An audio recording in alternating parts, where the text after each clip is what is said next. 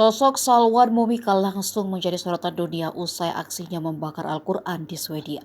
Video aksi pembakaran Al-Quran Swedia oleh Salwan Momika sempat trending di Twitter hingga mendapat banyak kecaman. Dan Salwan mengaku akan mengulangi aksinya 10 hari lagi. Setelah membakar Al-Quran, Salwan Momika mengatakan dia tahu tindakannya akan memancing reaksi. Dia juga telah menerima ribuan ancaman pembunuhan.